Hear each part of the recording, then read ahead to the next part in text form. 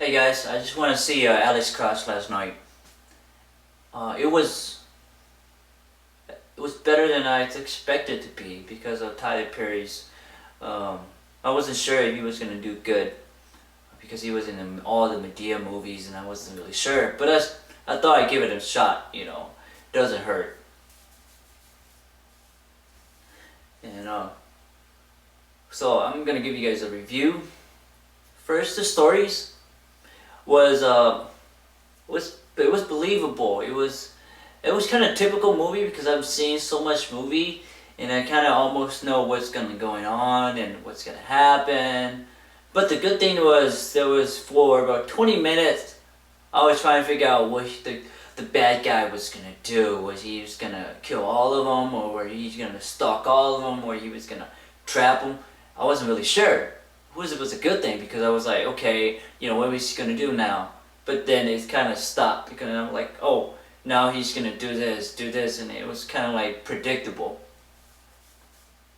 So that was the story. It's really a simple premise. It's just this guy, this assassin, he just pretty much hired to kill other people by a corporation, by peoples, and then these three detective, which was Ty Perry's and these two other person. So their job is basically to find out who killed the people. And it started off with this Russian lady. I guess it was really it was not a hard moment to watch, but where this assassin tied her up and then he tortured her by cutting her fingers. So that was if you're not comfortable with that, you might not want to see this movie. But however, they sort of kind of like fast this moment up so that way you don't have to. It's not like very violent and gory, but it was okay. Not like in one of those movies where they literally just cut his hand and blood comes out like crazy. But the characters now are believable. I think the most believable characters was the assassin because I believe that he was out there to kill people that he was hired to kill, and his character was very believable. He did and do what a real serial killer would do and a real ex-military guy would do. He's crazy. He will kill people if he wanted to. He's not afraid at all. I mean, he literally killed 3 guys in day broad light in a train. He just killed those 3 guys like with no remorse. So this guy was heartless. He was the most believable characters. And the second most believable was Ty Perry's mom in the movie. She was believable, and I felt that they did a really good job with her. And then the little girl in the movie, where the part where she was crying, I totally believed that. I was like, wow, this little girl is crying for her mom that had just died. I believed that. And then the next thing the next good character was Tyler Perry's wife. She was his wife. She was his love of his life, and I believe that because she played so well. And then the next believable character is the Tyler Perry's co-workers. They were his everyday co-worker, his lifetime friends. I believe that too because they were talking about their past experience, and they were talking about their love life, they were talking about job, they were talking about families. So they knew each other to a greater level, and I believe that too. And then the last person was his last believable was Tyler Perry himself because it was so hard for me to detach because I kept seeing Tyler Medea running across the scene and just imagine her running and shooting the shotguns and interrogating a guy. But that was really hard for me to detach. And the same thing goes for the bad characters, the assassin. I kept seeing Jason Statham. I was like, wow, this is the skinnier version, the more psychotic, more serial killer Jason Statham. However, it would be cool to see Medea and AlexCross instead of the detective and see Medea. Hey, what do you guys think, huh? And then maybe instead of having the other character, maybe have Jason Statham in there as the serial killers.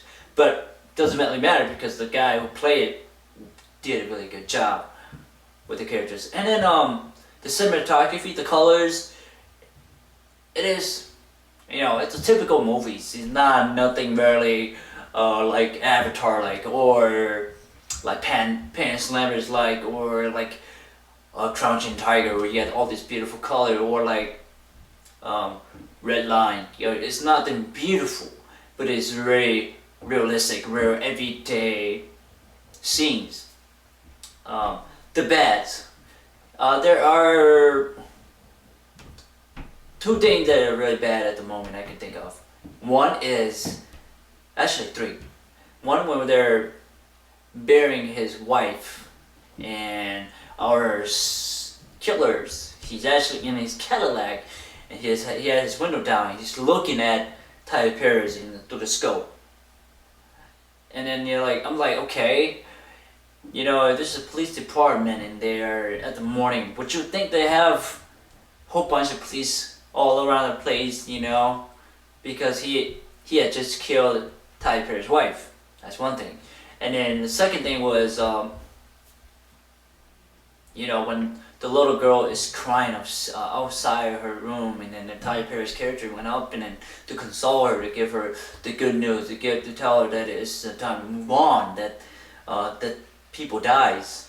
But then you never see the son cry too, because they're like, well, and he part of the movie too, you know. You show everybody that who is involved, who's impacted by this tragedy. They never show.